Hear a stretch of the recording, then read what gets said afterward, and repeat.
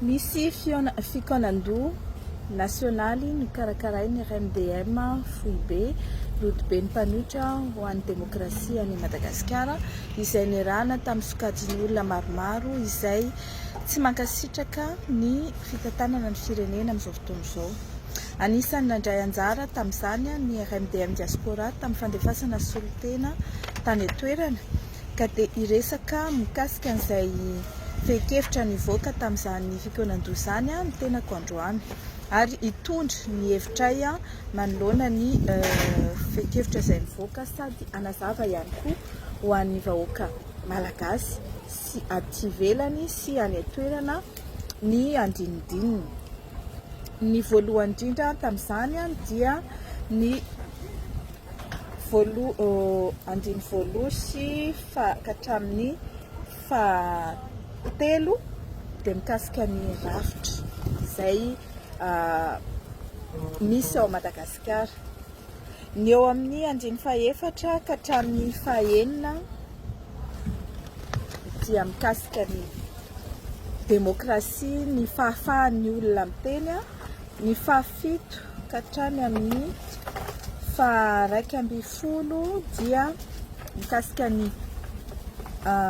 toe-karena sy ny sosialim-bahoaka. Ny faharoa ambin'ny folo ka hatrany amin'ny fahaenina ambin'ny folo dia mikasika ny fahasalamana, ny fitantanam-bola ary ny fitsinjaram-pahefana. Fa ny tena ho resahantsika dia ny eo amin'ny voaloha, faharoa, fahatelo ary fahaefatra. Inona moa izany no tena resahana ao anatin'izay fotoana fametrahana fanontaniana mihitsy izany izao. Ny andininy voalohany amin'ny fehi-kevitra izay nivoaka dia milaza fa noho ny fanitsakitsahana miverimberina, ny lalam-panorenana sy ny tsy fanajana ny fiananana izay natao, milaza hoe anaja sy tandrina toy ny anak'Andriamaso ny lalam-panorenana sy ny lalam-panjakana izay nataon'ny filoham-pirenena Andry Rajoelina dia takiana ny fialany filohan'ny Repoblika Andriamatoa Andry Rajoelina ary izany dia ho antoky ny fametrahana firenena tandalàna. Takiana izany ny fialany Andriamatoa Andry Rajoelina satria nandika lalam-panorenana ary tsy nanaja ny lalàna izay mipetraka rehetra eto amin'ny Repoblika Malagasy. Izany hoe mandika manitsakitsaka ny mahatany tandalàna ny Madagasikara izy ka tokony mametra-pialana. Izay dia efa ela no miteny an'izany ary mitovy hevitra tanteraka amin'ny mpanohitra rehetra ny Madagasikara mila ny fialany Andriamatoa Andry Rajoelina. Voalohany indrindra izay. Io zavatra mitranga amin'izao io dia ahitana fa na ny olona ao anatin'ny fitondrany ara dia tsy mankasitraka azy ary te hifofo hatramin'ny ainy. Ny olona izay manodidina anazy dia mifamono sy mifanjevo noho n'iny tsisy mandeha amin'izay loany ny fitantanana ataon'ny zareo. Tsy haiko na noho ny tsy fandehanany zavatra amin'izay loany mahatonga zareo hifamofo sy hifamono na no mahatonga zareo mifamono sy mifampiandrikendritoana mahatonga ny raharaha tsy mandeha. Dans tous les cas ireo antony roa ireo dia hitakiana ihany koa ny fialany Andriamatoa Andry Rajoelina fa mampikorotana firenena fotsiny eto. Faharoa manaraka an'izany raha ny fehi-kevitra faharoa dia takiana ny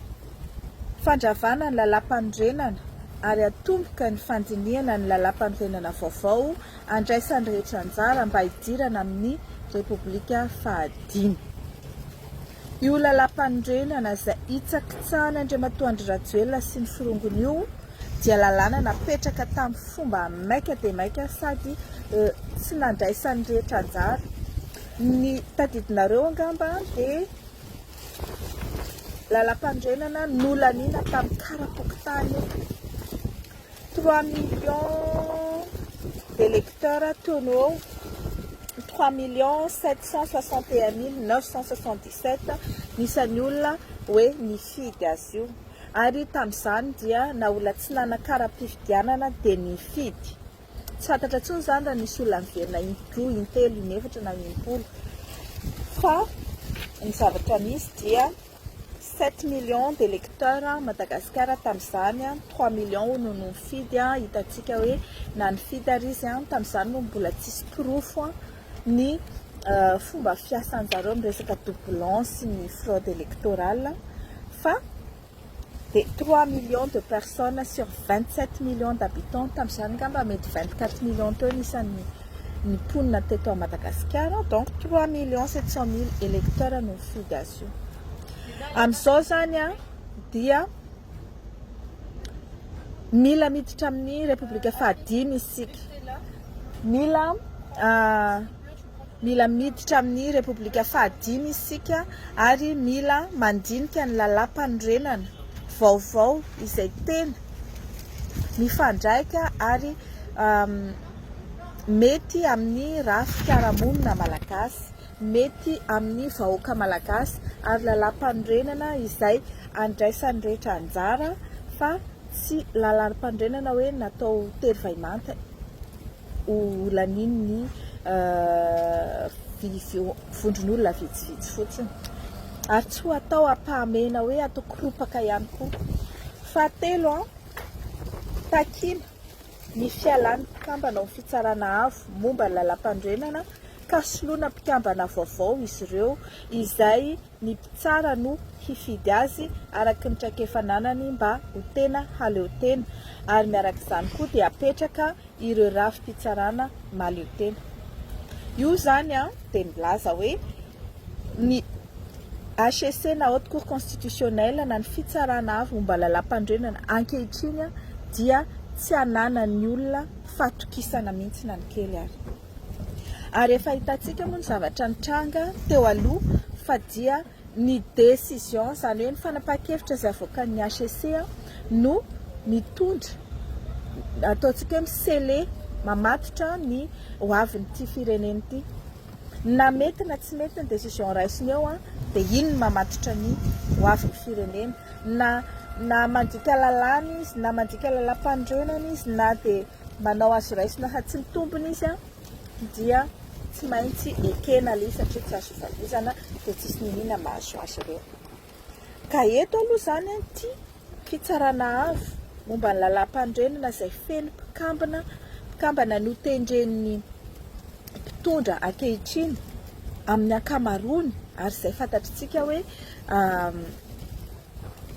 tonga dia fantatra fa hiandany avy hatrany amin'ny fitondrana ninina avoakany eo na manamarina na manana ny diso ary eritreritra ry zareo fa ny anjara andraikiny eo dia manao caution morale na caution juridique ny fanapahan-kevitra rehetra izay raisin'ny exécutif sy izay raisin'ny mpitondra amin'ny alalan'ny fanaovana lalàna isan-karazany eny anivon'ny antemeran-dolona sy ny antemeram-pirenena. Izany zavatra dia fifangaroam-pahefana tanteraka. Izany hoe mifangaro ny pouvoir exécutif, législatif ary judiciaire ka izay mahatonga ny hoe mila ravana aloha ty HCC ty dia ovana ny fomba fanendrena ireo mpikambana amin'ny HCC dia aleo ny fianakaviam-ben'ny fitsarana no ifidy izany. Fa izao za zany mbola mana réserve kely amin'ilay fianakaviam-be fitsarana satria efa natao ihany ny ezaka izay avy aty amin'ny fanoherana izay ataon'ny olon-tsotra moa zany izay nataoko amin'ny maha hoe président ny syndicat ny mpitsara tamin'izany fotoana izany natao izay ananany fitsarana fahaleovan-tena fa saingy mbola tsy nipetraka izany ka mila fitsarana manana ny atao hoe manana fahaleovan-tena tanteraka tsika ary fitsarana voafehy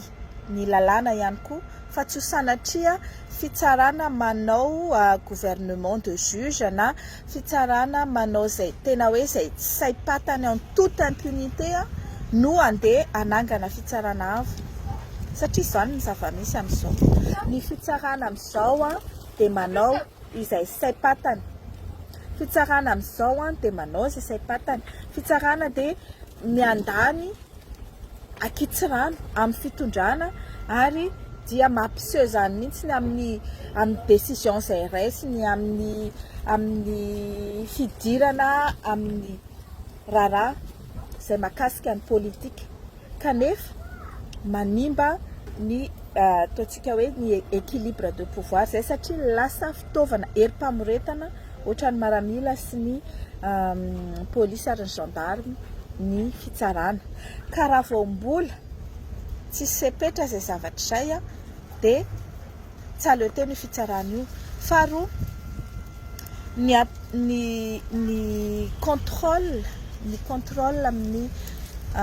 bien malaky na ny enrichissement illicite an'ireo mpikambana amin'ny HSC na ireo mpitondra dia tokony hipetraka mazava tsara. Misy lalàna nandeha siosio teo hoe bien malaky, contrôle des bien malaky, rapatriement des bien malaky, etc. Fa le izy effectif mihitsy hoe iny izy androany miditra ao anatin'ny fitondrana na en tant que mpitsara avy momba lalam-pandrenana na en tant que député na en tant que filohan'ny république na en tant que ministre na ataoko hoe olona ao anatin'ny fitondrana fotsiny dia mametraka déclaration de patrimoine. Avy eo nefa hitantsika mihitsy le signe ostentatoire de corruption, hitantsika mihitsy ny fitombona tampoka amin'ny arenan'ireny olona ireny ny fifidianana tany tsy tanono, ny fifidianana hôtel tsy tanono, ny fampisehoana isan-karazany ny arena azony tao anatin'ny fotoana fohy kanefa satria izy eo amin'ny fitondrana dia tsy misy enquête, tsy misy contrôle, tsy misy ny hoe ahoana moa ny fomba nazahoanao andreo fanananao ireo tao anatin'ny fotoana hitondranao. Rehefa vita moa ny fotoana hitondran zareo dia raha sendra ka misy ny fanenjena azy dia lazaina fa vengeance électorale. Raha tsisy le izy dia mangatsitsikeny fotsiny izy dia miverina mitondra indray dia rebelote toy ihany ny zavatra atao. Ka ny tiako tenena dia izao, na ho an'ny HSC na ho an'ny fitsarana na ho an'ny mpitondra rehetra dia io contrôle des biens malaky sy io ataontsika hoe fanasaziana avy hatrany manomboka hatreo amin'ny filohan'ny repoblika ka hatrany amin'ny mpitondra farany ambany eo amin'ny firenena mikasika ny enrichissement illicite na ny fahazahoana arena amin'ny fomba tsy ara-dalàna sy tsy mazava no antoka ahafana amin'ny ataontsika hoe manome garantie an'izay fahaleovan-tena ny fitsarana sy fahaleovan-tena ny haute cour constitutionnelle izay. Raha ohatra manko kazao ny zavatra mitranga izay mpitondra tonga eo zany dia mieritreritra hoe androtsaka vola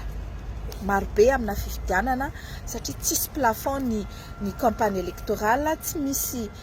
plafond ny fomba fampiasam-bola amin'ny fifidianana dia vidiny zareo ambongatiny ny CENI sy ny HSC sala nitranga tamin'ny 2018. Avy eo ireo olona ireo mangatsitsika fotsiny ny didiny dia avoakany azo raisina fa tsy mitombina ny profo rehetra izay nentinao ary tsy azo ivalozana ny didy izay navoakany ninona rekoro ataonao. Inona no balizy apetraka ho an'ny HSC? Fantaniana io apetraka io fa izahay dia efa manana valiny ho amin'izany. Voalohany indrindra alohany tsy tokony afaka andika ny lalam-pandrenana ny HSC, tsy tokony afaka anitsakitsaka ny lalàna mikasika ny fifidianana ny HSC ary indrindra rehefa tsy azo atokisana ny décision avoakan'ny HSC dia tokony misy système ahafana miannule an'izany. Izay zany no hevitray mikasika an'ireo andiny voaloha sy faharoa ireo ary fahatelo ary farany dia farany ny andiny faefatra takina ny fametrana ny demokrasia sy ny fanajana ny zon'ny tsirairay aneo hevitra malalaka sy anao famorim-bahoaka. Ny famorim-bahoaka na ny descente populaire dia zofototra ao anatin'ny demokrasia. Ny fahafahan'ny olona maneho hevitra malalaka manakiana fitondrana dia endriky ny demokrasia ary izany zavatra izany dia tsy midika fotsiny zofototra fa tena adidy apetraka ho an'ny olom-pirenena tsirairay sy ho an'ny mpanohitra. Kanefa amin'ny amin'izao fotoana ankehitriny izao dia lazaina fa fankahalana, fanakorotanana, fanosogozonana ny fitondrana. Ary izany dia mila ahitsy, mila apetraka satria ny ainao anjerim-panjakana dia tokony natao ahafahan'ny rehetra miditra indrindra ny mpanohitra. Ary ny famoriam-bahoaka sy ny fidinana an-dalambe dia tokony ahafahan'ny rehetra atao mba anehoany ny vahoaka ny tsy fahafaliany manoloana ny zavatra mitrango ny firenena, fa tsy hoe rehefa